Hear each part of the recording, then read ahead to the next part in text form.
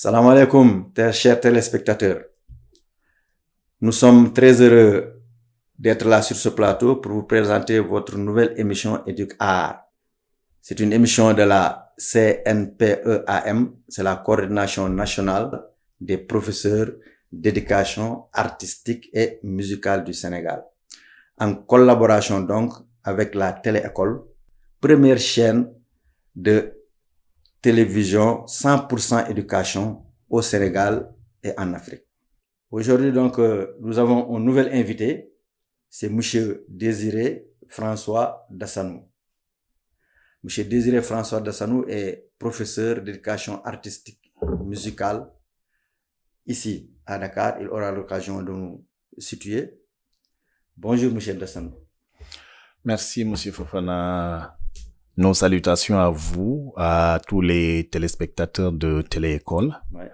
Donc, je m'appelle Monsieur Dassanou Désiré François, professeur d'éducation artistique musicale au CMAPIX, zone de recasement de Tivaouane Peulh. Et je suis là pour votre plateau de Télé-École. Et un plaisir d'être là avec vous. Ouais. Donc, nos remerciements. Merci Monsieur Dassanou. Donc, sans plus tarder, nous avons concocté un petit CV vous concernant. Et pour la formation, vous avez eu, je rappelle que M. Dassanou est âgé d'une quarantaine d'années, malgré son expérience. Alors, il a eu son bac en 2003, ici au lycée Blaise Diagne de Dakar. Ensuite, en 2006, il a suivi un stage de formation en ingénieur du son. Vous savez que la musique, c'est l'art des sons. Donc, à l'École nationale des arts. En 2007, M. Dassanou a obtenu la médaille de solfège, toujours à l'École nationale des arts. La médaille de solfège, les musiciens savent bien ce que je dis, ce que ça veut dire. Et pour les profanes aussi, on expliquera.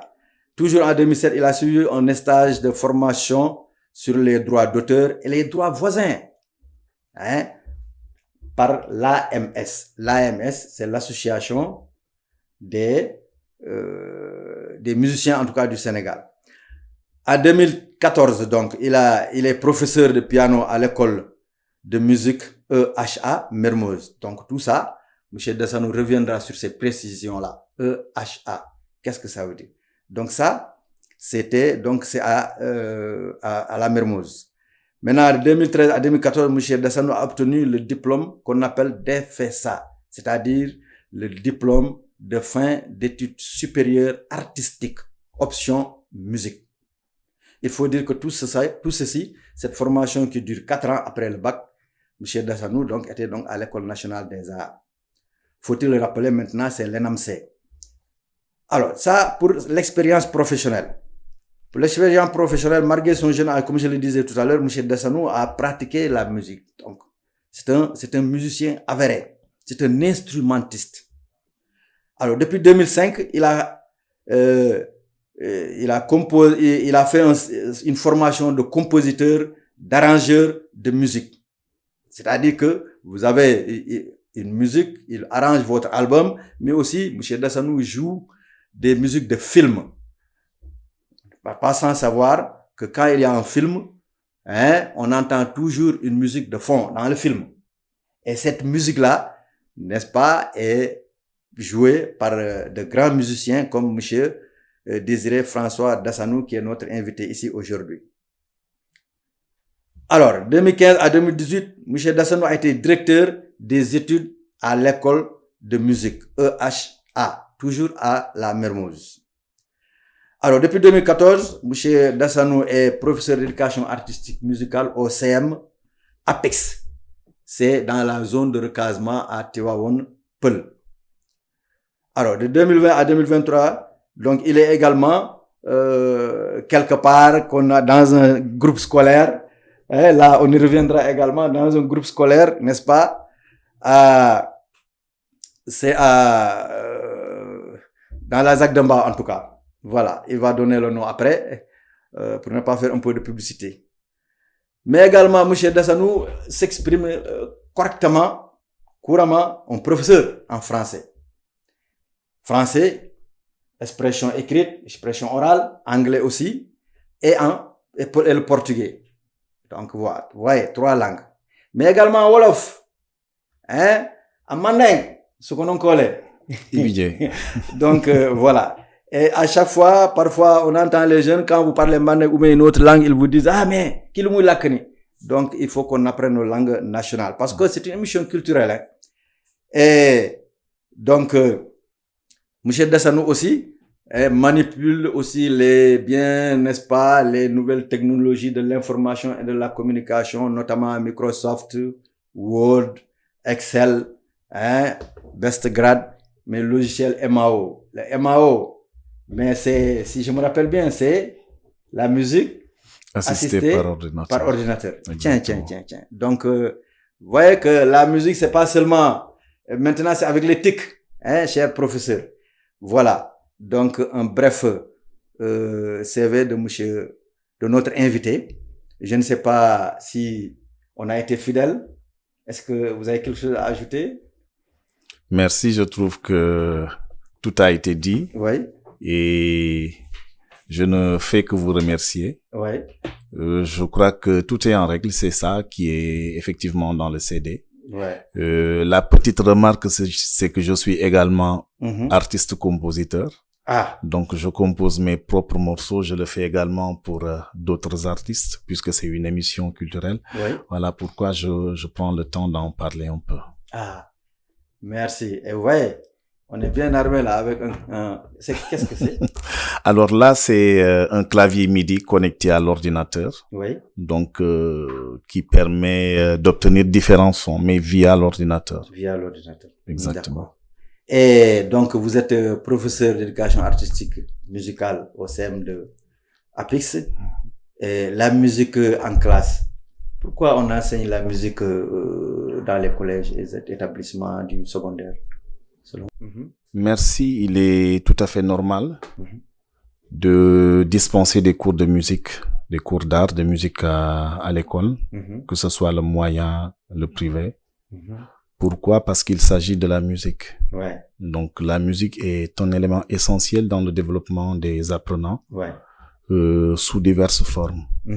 Voilà pourquoi certainement l'État du Sénégal l'a très tôt compris et l'a inséré dans son programme. Et nous également, en tant que professeurs d'éducation artistique musicale, on est obligé d'aller dans ce sens-là et d'apprendre à ses élèves l'éducation musicale qui demeure fondamentale, comme je l'ai dit tout de suite, dans leur développement. Oui, donc vous disiez que depuis le préscolaire jusqu'au supérieur même, donc est-ce que vous pouvez revenir sur ces données-là?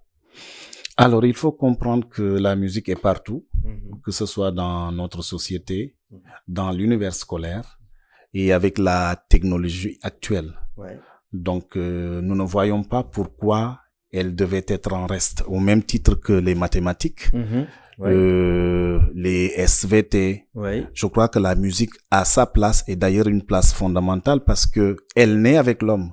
Elle accompagne l'homme dans ses différents moments de sa vie. Et voilà certainement ce que l'État a compris parce que c'est une affaire sociétale. Et on ne peut pas éduquer une population sans passer par sa culture. Donc ça, s'ils l'ont compris, ben ça fait que nous sommes là aujourd'hui en tant que professeur d'éducation artistique musicale. D'accord. Maintenant, pour la pratique même en classe, qu'est-ce que vous conseillez en tant que doyen? Vous avez tellement duré, machallah, dans le système d'enseignement de la musique. Donc, qu'est-ce que vous conseillez aux jeunes pratiquants, aux jeunes professeurs pour, n'est-ce pas, faire aimer la musique aux élèves, l'éducation musicale? Je ne sais pas si je mérite le terme doyen. Je suis loin d'être un doyen. Mais écoutez, je crois qu'il est essentiel de revenir à la base parce que dans les différentes classes, c'est la théorie musicale qui prime. Et malheureusement, à l'examen, que ce soit au BFM ou au baccalauréat, les élèves sont notés sous le format de la théorie. Et il me semble fondamental qu'il faudrait changer naturellement la façon d'enseigner l'éducation musicale en classe. Parce que c'est l'art des sons. On ne peut pas faire un cours de musique sans pour autant utiliser les sons. Donc, il demeure essentiel pour nous qui sommes, il demeure essentiel pour nous qui sommes professeurs d'éducation musicale, de passer par la pratique des instruments, par le chant, comme vous le dites tout de suite, par la pratique de la flûte. Il est même probable d'utiliser des castagnettes pour rythmer en tout cas le cours. Voilà. Tous ces éléments-là sont indispensables pour bien dispenser son cours. Et je le dis et je le répète, un cours de musique sans musique est tout sauf un cours de musique. C'est clair. C'est clair. Merci. Donc, après l'école des arts, parce que tous les professeurs de musique, d'éducation artistique musicale sont formés à l'école des arts. Donc, il y a ce qu'on appelle la formation continue également. Donc, qui cesse d'apprendre, cesse d'enseigner. Donc, il faut, qu'est-ce que vous conseillez là aussi? Parce que vous pouvez faire, vous, en tant qu'avec votre background, vous pouvez faire partie de ce pôle-là pour, n'est-ce pas, aider les jeunes. Il y a les cellules d'animation pédagogique qui fonctionnent très bien. Et d'ailleurs, c'est le moment pour moi de dire bonjour à la grande coordonnatrice, qui est Madame Diakhaté Thioro, qui est en train de faire un travail exceptionnel. Et ça, j'ai eu à le dire dans le passé, si toutes les générations passées, avaient fait ce travail-là, il me semble que l'éducation artistique musicale n'en serait pas là. Elle est en train d'abattre un travail titanesque, mais avant elle, bien naturellement, vous l'avez fait. Donc, il faudrait aussi que ceux qui nous suivent sachent que c'est des professionnels dans le domaine qui sont là.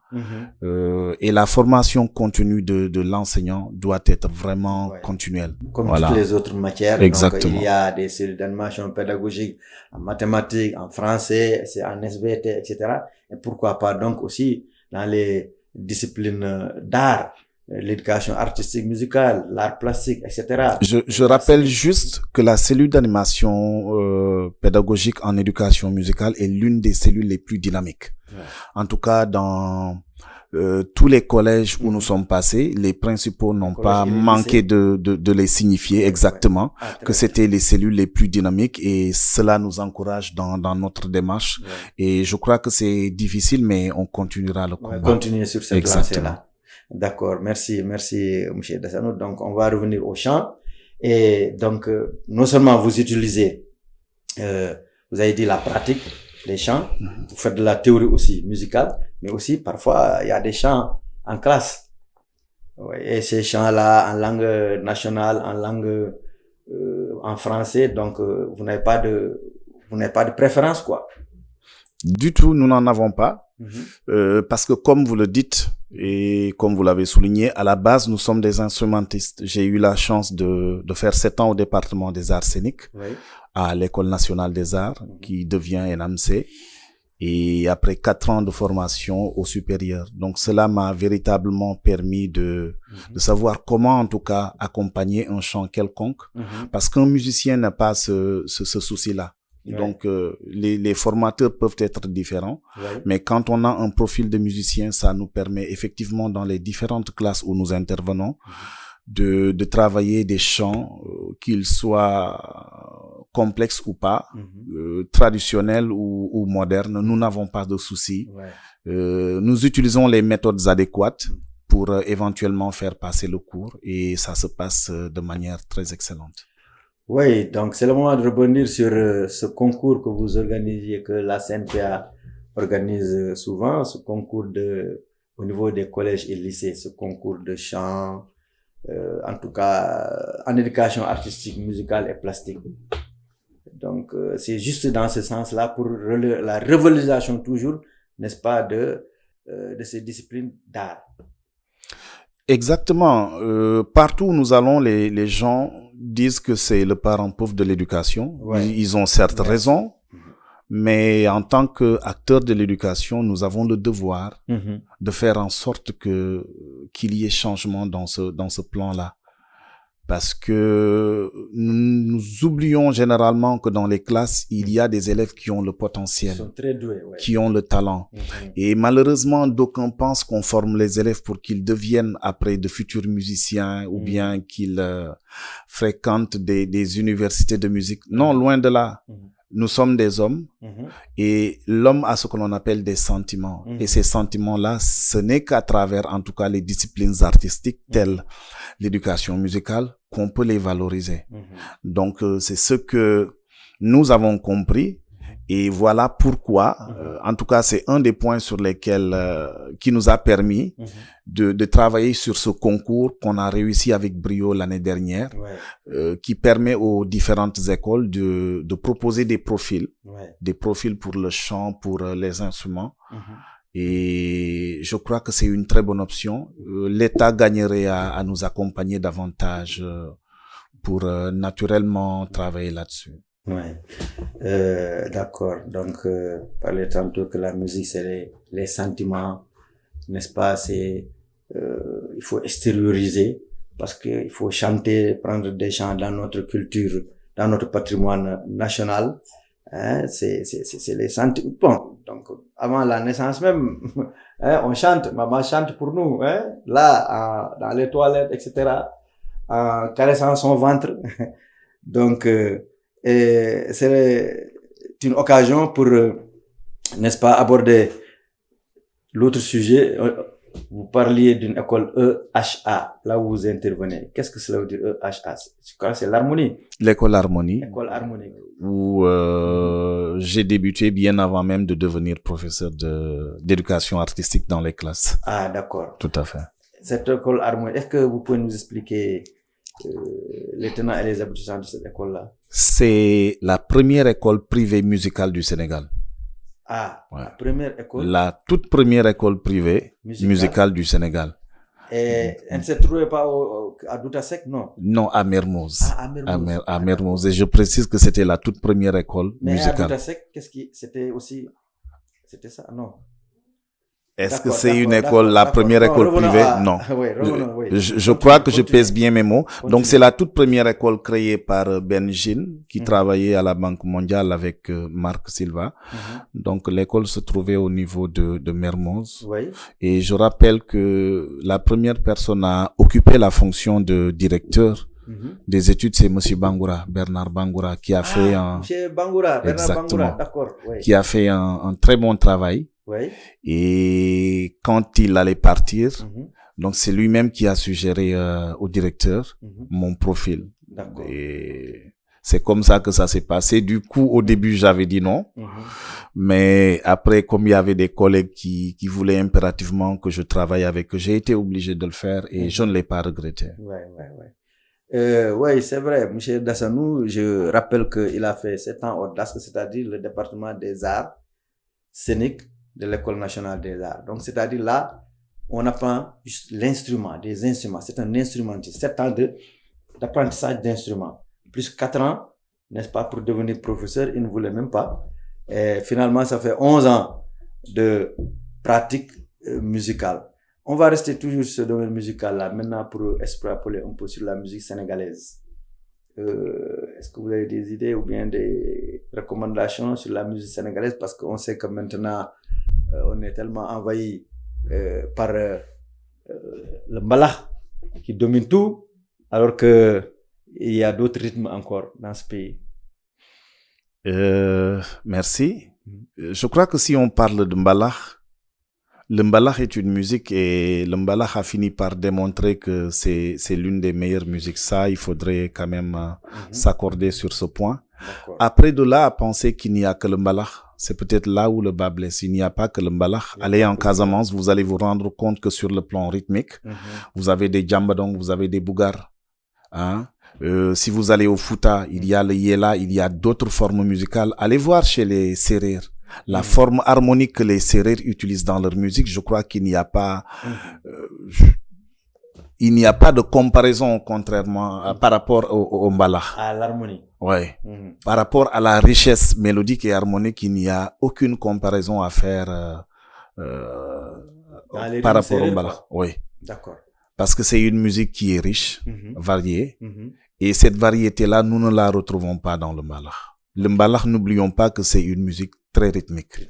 Alors qu'il y a d'autres formes musicales, où vraiment le Sénégalais est au top en réalité de de tout ce qui concerne la connaissance musicale. Ouais. Mais malheureusement, les faits ont fait qu'il n'y a que le mbalakh qui s'écoute. Alors maintenant, comment faire? C'est tout un travail derrière qu'il faudrait pour, je ne dis pas pour mettre le mbalakh entre parenthèses, mais au moins pour faire découvrir au public sénégalais qu'il n'y a pas que le mbalakh comme musique. Il n'y a pas que le mbalakh tout à fait au Sénégal. Oui, nous vous rappelons toujours que vous suivez l'émission Éduc Art, qui est une émission en collaboration avec la CNPA. C'est la coordination nationale des professeurs d'éducation artistique et musicale avec la télé-école. Donc, monsieur Dassanou, revenons donc à la réponse que vous avez donnée tout à l'heure, tantôt, sur la musique sénégalaise. Donc, le mbalakh, c'est pas seulement le mbalakh qui est là. Il y a d'autres musiques. Mais donc, si nous voulons avoir une world music, nous devons encore perfectionner le mbalakh. Mais, pour vous, perfectionner le mbalakh, ça veut dire quoi avec les autres musiques ici au Sénégal? S'il s'agit du mbalakh, il faut revoir l'aspect rythmique. Parce que vous savez comme moi que la musique, c'est ces trois éléments qui font sa richesse, d'ailleurs sa grandeur, dont le rythme qui est l'élément primordial essentiel, le rythme, la mélodie et l'harmonie.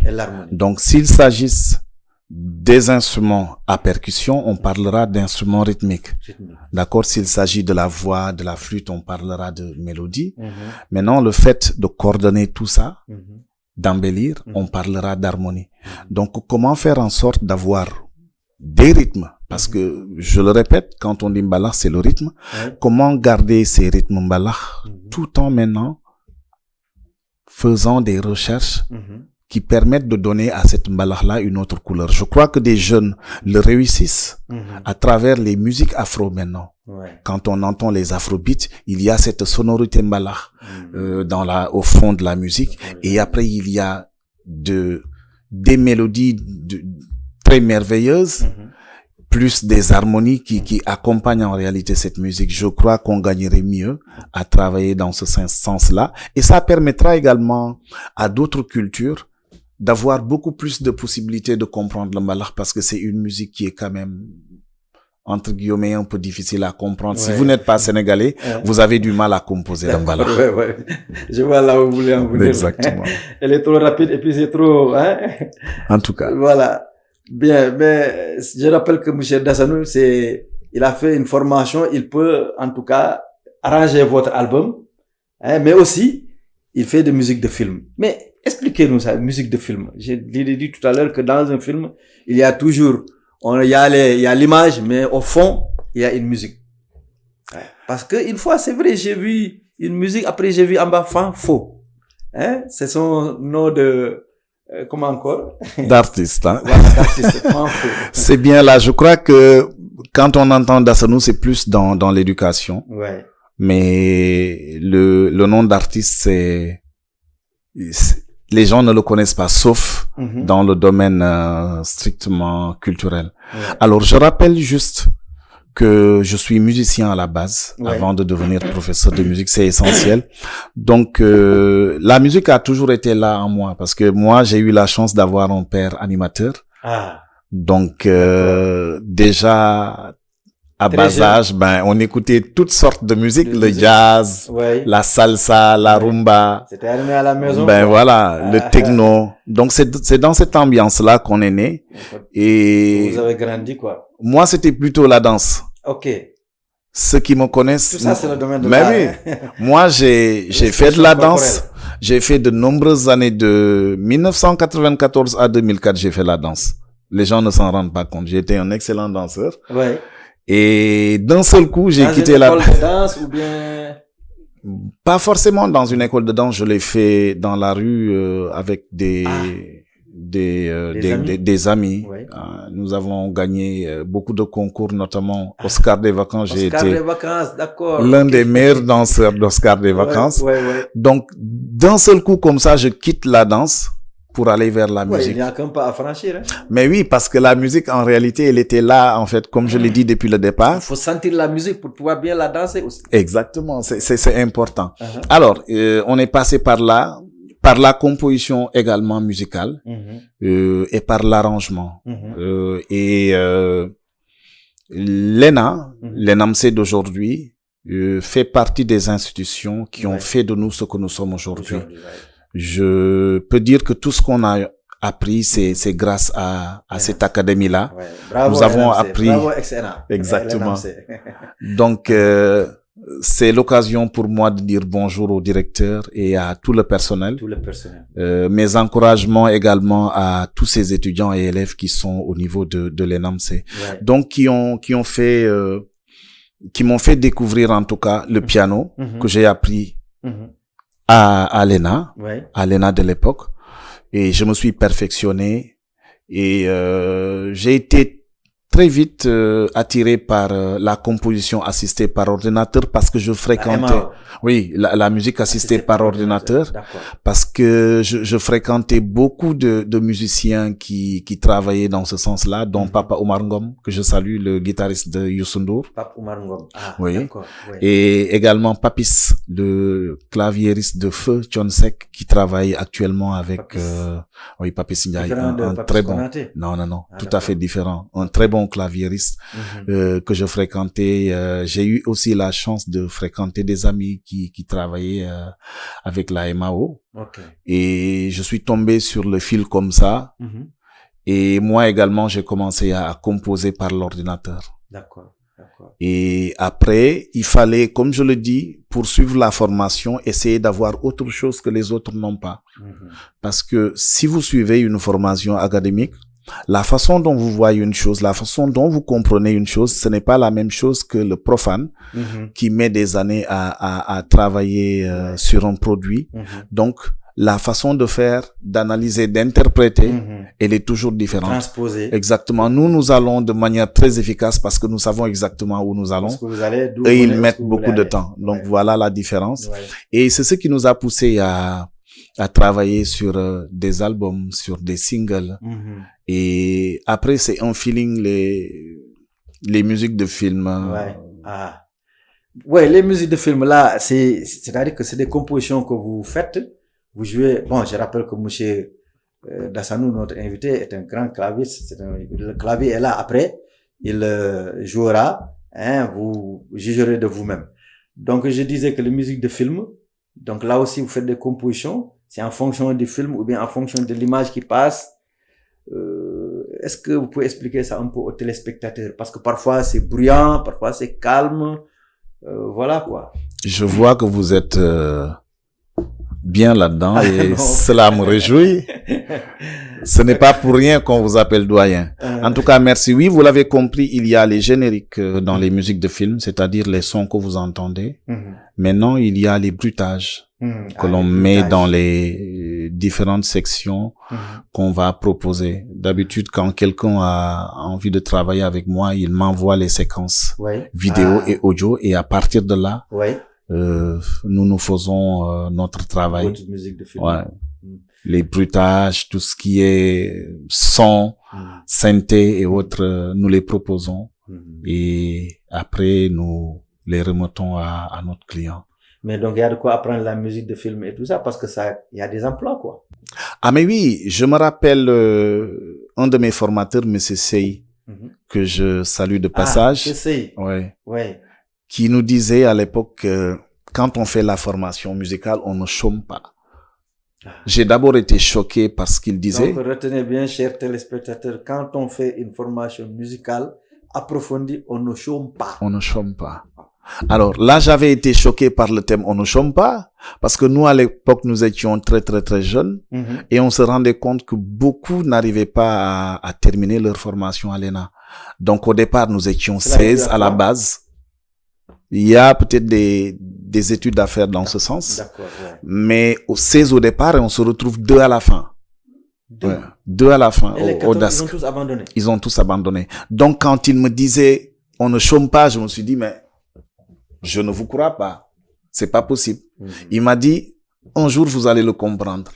Vous allez comprendre mes propos. Il est arrivé au moment où je me suis rendu compte qu'il avait parfaitement raison. Parce que quand on suit la formation, qui est quand même difficile, rappelons-le, tout le monde ne devient pas musicien, tout le monde ne devient pas professeur de musique. Allez trouver un professeur de maths un professeur d'anglais, dites-lui de suivre la formation. C'est une formation qui est très, très, très difficile. Ouais. Donc voilà pourquoi, d'ailleurs, je dis qu'il faut impérativement respecter les professeurs d'art. Parce que le background qu'ils ont derrière, tout ce travail qu'ils font, il est très difficile de voir un autre professeur le faire. Ouais. Donc, nous sommes passés par là. Et moi, j'ai compris, après que quand on maîtrise la musique, comme vous le dites, on peut arriver à se faire des sous, énormément d'argent, parce que la musique est très riche dans sa composition, très riche dans ses variétés, mais très riche financièrement. Je ne dis pas que je suis riche, je ne le suis pas. Je suis même loin d'être riche, mais ah non, il y a des compositeurs, de très jeunes compositeurs qui ont appris dans le tas, qui se retrouvent avec un budget de millions par mois. C'est ce que je dis, quand on apprend la musique, on ne chôme pas. Donc c'est facteur de développement. Voilà pourquoi l'État a l'obligation d'investir, parce que la musique, nourrit son homme. Exactement. Maintenant, qui doit faire la musique et comment on doit le faire, c'est là où réside l'interrogation. Mais est-ce que vous ne voulez pas dire par là, donc, ces gens qui disent que la musique ne nourrit pas son homme, c'est parce qu'ils sont pressés d'apprendre ou bien de sortir des, je sais pas, bon, parce que parfois, on l'entend, ils disent non, la musique ne nourrit pas son homme, on est fatigué, on n'a pas ça ne marche pas, les clients n'achètent pas, il y a trop de piratage, etc. Je sais pas si je suis en train d'engager, du moins d'entrer dans un autre domaine. Mais en tout cas, ce constat-là, il est là. Il y a une part de vérité dans ce que vous dites. La musique, l'art en général ne nourrit pas son homme. Il y a des paramètres qu'il faut maîtriser pour prétendre avoir quelque chose dans le domaine artistique, dans le domaine musical. Pour moi, voilà pourquoi la formation, elle est essentielle. Voilà pourquoi déjà, il faut être formé. Au niveau de l'école, nous insistons sur cette formation-là. Il est impératif que ces élèves-là puissent être formés, qu'ils puissent comprendre en réalité qu'est-ce qu'ils veulent et où ils veulent aller. Parce que comme je l'ai dit tantôt, tout le monde n'est pas artiste, tout le monde n'est pas musicien. On peut cuisiner, mais on n'est pas pour cela un cuisinier. Donc là est la différence. Il faudrait que les gens se forment. Il faudrait beaucoup d'années de patience et de travail. Je vous assure que moi, il m'arrivait de rester des jours et des jours quand j'ai commencé avec l'ordinateur. J'étais devant ma machine à 8 heures et je ne la refermais qu'après 23 heures, voire 4 heures du matin, durant pratiquement une année. Quoi? 8 heures du matin? Oui. Jusqu'à 23 heures, 4 heures du matin? Tout à fait, exactement. Les gens peuvent en témoigner. Donc, c'est ce que je dis. Qu'est-ce que vous voulez? Et travailler, à composer, à reprendre et à remettre, etc. Naturellement, il faut travailler. Nous prenons comme exemple les Asiatiques. C'est vrai. Vous allez dans les écoles, ils vous disent les Asiatiques sont les meilleurs partout. Pourquoi? Parce qu'ils font énormément, ils mettent énormément de temps de travail dans l'application, dans la pratique, etc. Donc, nous également, il faudrait que cette génération-là, qui est paresseuse à travers les smartphones, les outils informatiques, il faudrait qu'ils puissent revenir en arrière et mettre en avant. Se former. Exactement. Se former, n'est-ce pas, pour pouvoir sortir et ne pas être pressé. Exactement. Parce que les gens, dès qu'ils chantent un ou deux morceaux, bon, ils répètent ça un mois, même pas un mois, et disent, allez hop, ils le font sortir, alors qu'affaire bignorogol. Il est facile de produire un tube. Il est facile de chanter un hit, comme on le dit dans le langage musical, mais d'en faire 2 ou plusieurs, c'est là où réside la difficulté. Voilà pourquoi il faudrait de la persévérance, il faudrait un travail, mais il faudrait toute une équipe derrière. Pourquoi ça ne marche pas chez les artistes? Parce qu'ils ne sont pas d'habitude bien encadrés. Nous avions vu à l'époque nos grands-parents qui étaient de très bons instrumentistes, qui jouaient un peu partout à Dakar au Sénégal, qui avaient beaucoup de sous, mais il n'y avait pas une bonne direction derrière. Donc voilà pourquoi j'ai dit c'est tout un paramètre qu'il faudrait maîtriser pour prétendre en tout cas à dire que l'art nourrit son homme. Oui, tout à fait. C'est toute une équipe autour de l'artiste, quoi, pour le booster, le conseiller et n'est-ce pas, l'aider à progresser, quoi. Naturellement, c'est comme chez vous, le parent d'élève, le papa qui est à la maison, s'il est seul, Ça ne marche pas. Il a besoin d'avoir une épouse Ouais. pour la booster.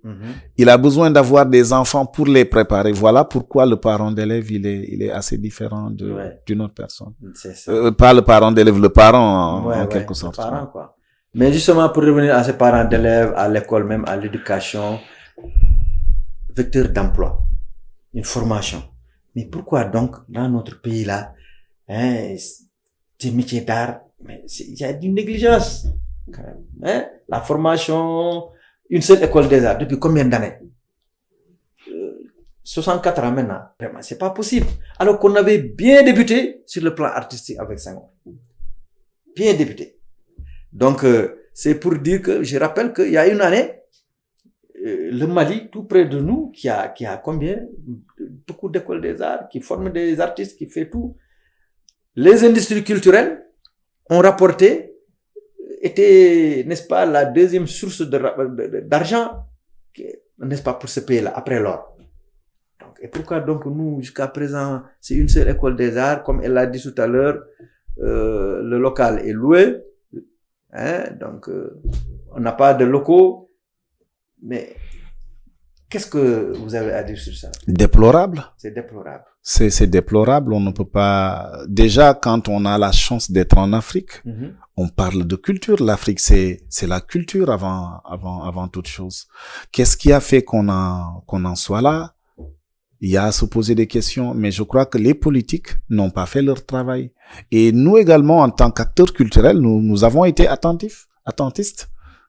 Nous n'avons pas pu prendre notre bâton de pèlerin et voilà. En fait, chacun veut s'occuper de sa part, de sa carrière. Donc, il est difficile, tant que c'est comme ça, déjà sur le plan culturel, artistique, il est difficile de voir des artistes aller de l'avant s'ils ne sont pas soudés, s'ils ne travaillent pas ensemble. Ouais. Et dans le domaine de l'éducation, oui, l'État ne comprend pas trop. L'État comprend, entre guillemets, l'éducation artistique en général. Mais au niveau des classes, des écoles, des établissements, tel n'est pas le cas. Non, passons déjà à l'école des arts où on forme les professeurs de musique. Ben, au sortir de cette formation, il y a combien de professeurs pour les 14 régions? Ouais. Parfois 6, 12. Vous imaginez? Par année. Mais oui. 6 professeurs de musique par an ou bien d'art plastique par an. Pour tout le Sénégal. Comment voulez-vous que cette discipline marche? Non, c'est pas possible. Il y a de très bons profils qui sortent à l'ENAMC, à l'école. Oui. Il y a de très bons encadreurs qui sont là-bas. Mais malheureusement, la politique de l'éducation, la politique culturelle, oui, on doit la revoir. On doit la revoir et l'État a l'obligation, comme il le fait avec les autres matières, d'investir pour l'éducation artistique, musicale et plastique. Ça, c'est important. Donc, si on sort 200 professeurs de français ou de mathématiques par an, il faut encore faire la même chose avec les professeurs d'éducation artistique. La différence entre l'éducation sénégalaise et l'éducation française, c'est que dans le système français, toutes les matières se valent. Effectivement. Maintenant, si vous venez dans le système sénégalais où on vous dit la musique, son coefficient, c'est 1. Mais que va penser l'élève? Facultatif même. Encore. Une discipline facultative. Ouais. Or, comme je l'ai dit tantôt, ben, c'est l'une des disciplines les plus complètes au monde. Au monde. Ouais. Qu'on me dise sur ce plateau, quelle est la discipline qui est la plus complète? Qui travaille sur le cœur, sur l'esprit, sur les émotions. Le cœur, l'esprit, les émotions. Qui utilise les maths. Dans la musique, il y a les histoires. Dans la musique, il y a les physiques. Dans la musique, il y a même les sciences physiques. Oui, avec comment ça s'appelle? C'est une langue ouais, qui permet à l'élève d'avoir une autre vision en fait du monde. Et je crois que l'État doit revoir en tout cas sa politique pour permettre à nos différentes disciplines artistiques d'être relevées au premier plan. Le coefficient doit être revalorisé. Peut-être qu'ils vous entendront, parce que vraiment c'est l'occasion. En tout cas, au niveau de la CNPAM, dirigée par la présidente Abi, il faut dire que nous sommes en train de faire un excellent travail. Oui, avec le concours. Exactement. Mis à part le concours, il y a un mémorandum qui a été déposé. Ouais. Il y a un travail qui est en train d'être fait. Ouais. Nous espérons, en tout cas au plus profond de nous, que l'État va nous suivre et que l'État comprendra. Ouais. Parce que une éducation sans la culture, elle est tout sauf une bonne éducation. Ouais. Parce qu'effectivement, les professeurs d'art véhiculent une culture. La culture sénégalaise, la culture africaine. Vraiment, merci, monsieur Dassanou. Et je rappelle que il arrive, il va, comme ça, vous allez juger de vous-même. Alors, tout à l'heure, on a, pour revenir encore aux questions, on a parlé de la MAO, hein? La MAO. Est-ce que, concrètement, comment on peut introduire cette MAO-là dans nos enseignements, apprentissages à l'école, du moins dans les collèges, dans les lycées? Est-ce que, bon, cette pertinence-là s'avère dans nos établissements? J'aurais pu vous renvoyer à lire mon mémoire. Ah, d'accord. Donc, j'ai traité sur ce thème-là parce que c'est un domaine dans lequel j'excelle, que je comprends en tout cas. Et nous sommes dans l'ère du numérique. On ne peut pas faire la musique comme on le faisait il y a 50 ans, il y a 30 ans. Les élèves, les apprenants, les jeunes travaillent avec l'outil qu'est l'ordinateur. Il me semble même d'ailleurs très facile pour le ministère d'équiper en fait les écoles. Les écoles. D'ordinateurs d'ailleurs, ils en ont. Ils en ont pour travailler sur les informatiques. Mais la création artistique musicale, le fait de créer une mélodie, le fait d'arranger, d'harmoniser, ce n'est pas donné à n'importe qui. Il faut être vraiment intellectuel pour pouvoir le faire. D'ailleurs, ce n'est pas moi qui le dis, c'est scientifiquement prouvé. Un élève qui joue d'un instrument est 2 fois plus intelligent, voire 4 fois plus intelligent que celui qui n'en joue pas. Donc voilà pourquoi l'État, comme je l'ai dit, doit investir. L'État doit mettre les moyens pour proposer le module MAO, cette module-là, MAO, dans les différentes classes. Mais ça veut dire donc c'est ça que les Occidentaux ont compris, que c'est la raison pour laquelle vous allez, par exemple en France, vous trouvez dans chaque maison un instrument de musique. Ah non. Un clavier, un piano, une guitare. Ouais. Dans les entreprises aussi également. Je suis chagriné. Parce qu'on aurait dit le contraire, je l'aurais accepté. N'oublions pas que nous sommes un peuple de culture, de valeurs culturelles. Nous sommes nés dans un environnement musical avec les différents instruments, les différents chants, comme vous le dites tantôt, qui nous accompagnaient dès la naissance, qu'on n'a pas su exploiter. Les Européens l'ont compris. Ils utilisent la musique pour travailler sur les différents domaines. Ben, qu'est-ce qui nous empêche, nous, en tant que Sénégalais, en tant que Africains, disons des hommes de culture, de valeur, d'insérer cette éducation-là? Et d'ailleurs, au primaire, qu'est-ce qui a été supprimé? Le chant. Le chant, merci. Le chant. Quelle est l'importance du chant? Quelle est l'importance de la musique pour un enfant? Ils se disent que ils ont même honte de chanter.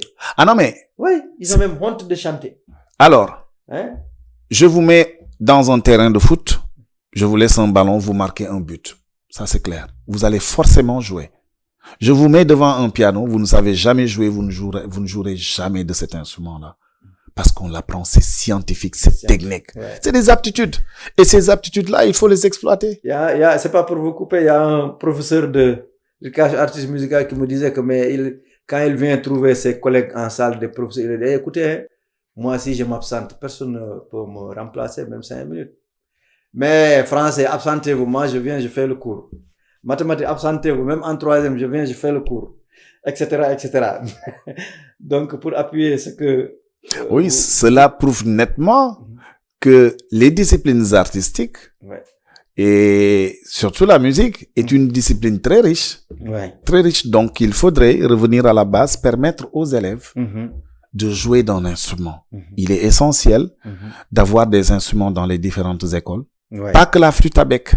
Pas que la flûte à bec. On peut avoir le piano, on peut avoir le djembé, on peut avoir des instruments traditionnels tels le kalimba et autres. Donc tous ces instruments. Mais oui, une salle spécialisée pour l'éducation musicale. Et chez moi, par exemple, au CMAPIX, la demande elle est forte. Pas plus tard qu'hier ou avant-hier, les élèves me disaient, mais monsieur, quand est-ce qu'on active le club de musique? Parce que ça fait vivre une école. Mon principal de l'époque me disait, mais comment vous faites? À cette heure, tout le monde est fatigué, on vous entend, on entend vos élèves. Vous chantez. Il n'y a que dans votre cours où les élèves sont toujours ponctuels, où les élèves sont corrects. Mais c'est le métier d'art, c'est l'éducation musicale artistique en général qui est comme ça. Donc voilà pourquoi on doit repenser cette politique et permettre à notre discipline d'être au même niveau que les autres. Ouais, c'est ça, parce que ce parent pauvre là, n'est-ce pas, de l'emploi du temps, des coefficients, hein, des recrutements, mais tout à fait. Mais c'est trop. Exactement. Parce que peut-être que j'espère que ils ont entendu votre plaidoirie et ce que vous avez dit de la CNPA, de celui d'animation pédagogique, de tout ce que vous avez parlé d'ici aujourd'hui. Monsieur Dassanou, vraiment nous vous remercions. Quel est votre un dernier mot si vous avez, avant de passer, n'est-ce pas, à la pratique, parce qu'aujourd'hui on fait théorie et on fera aussi pratique. Inch'Allah, il va nous jouer quelques mélodies. Donc un dernier mot avant de passer à la pratique. Alors laissez-moi vous remercier la présidente, Madame Mabi, également la coordonnatrice nationale des professeurs de musique, oui, Madame Diakhaté Choro, remercier mon principal, remercier Madame Camara, Madame Senghor. Donc, non, vous pouvez dire le nom du principal, hein? Oui, Monsieur Diop du CMAPIX. Donc, remercier tous mes collègues. Ouais, j'ai été au CMAPIX. Un très bon CM. Un très bon CM. Donc, de charmants élèves. Les élèves qui sont très passionnés, qui comprennent la discipline artistique, qui nous donnent beaucoup de valeur, en tout cas, beaucoup d'amour pour continuer à dispenser. Quoi. Exactement. Dire également bonjour à ma famille, à ma mère, à mes sœurs, à mon épouse, à mes 2 enfants, à tous mes collègues musiciens, qu'ils soient professeurs, qu'ils soient également musiciens, donc puisque j'interviens dans les différents domaines, à tous mes élèves aussi qui font du piano, parce que j'en ai aussi qui ont la chance d'en faire.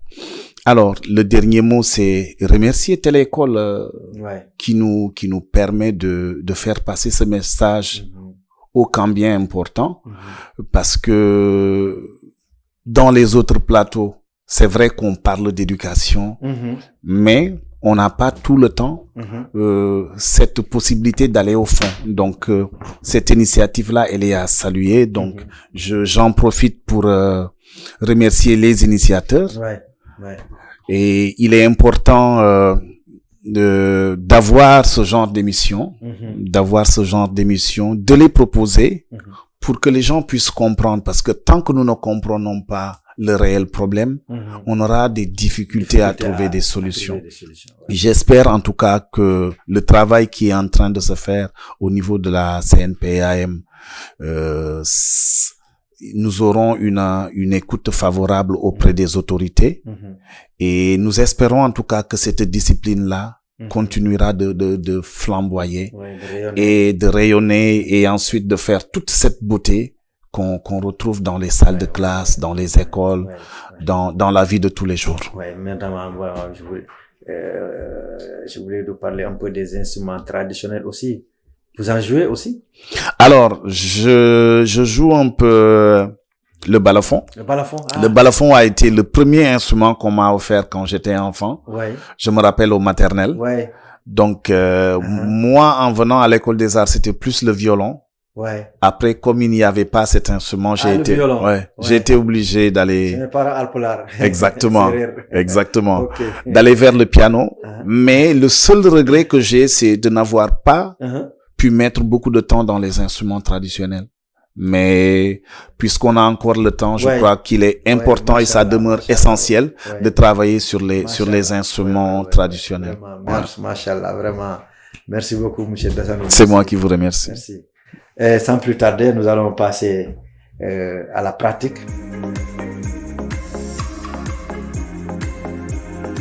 Bien, donc Monsieur Dassanou va nous jouer Tara en hommage à El Hadj Omar Tall, un grand résistant africain sénégalais, accompagné au chœur de Madame Thiorogay Diakhaté, qui est la coordinatrice nationale en éducation artistique musicale, et elle est également formatrice au CRFPE de Rufisque.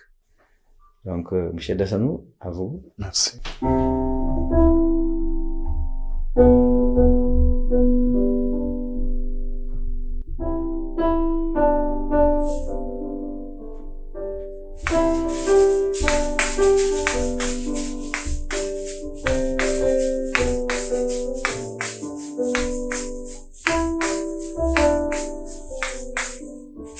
Jamnu wale Madina, waliya waliya be, wale Madina. Jamnu wale Madina, waliya waliya be, wale Madina. Jamnu wale Manjagara, Cheikh Umar Foutiyou, Kara Corona.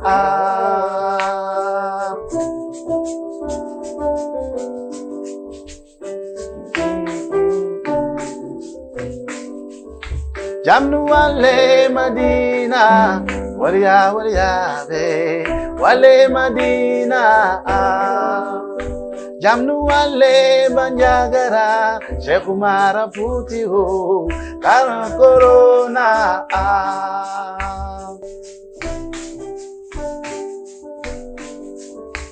Jamnu wale Madina, waliya waliya be, wale Madina.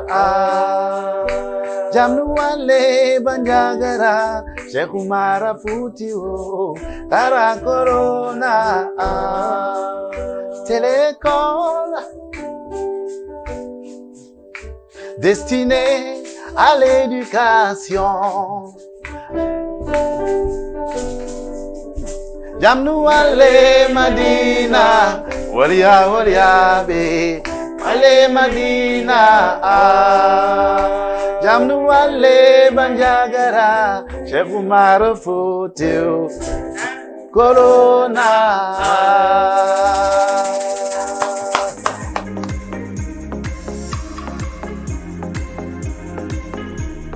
Everywhere I go, I will shine a light. Ma mission d'aujourd'hui, c'est de redonner la lumière. Everywhere I go, I will shine a light. Ma mission d'aujourd'hui, c'est de redonner la lumière. Hallelujah, warunyo nangu betitabo mwijoyo. Hale moyo rere mi busuba, nelengo gindingir buwelege mudon kuba. Bahale bilele kana basuro. Mba, butede gudi amna le muro.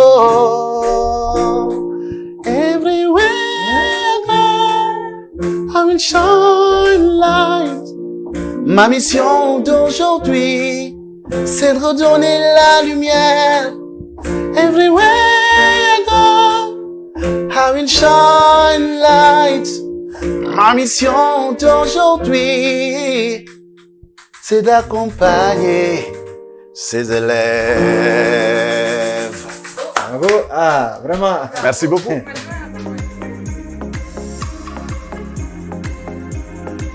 Dangen aïe. Des na benn.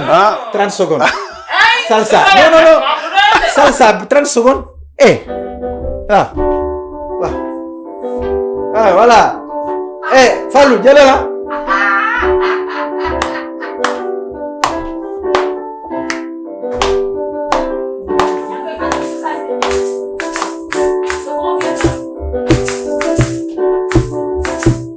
Elle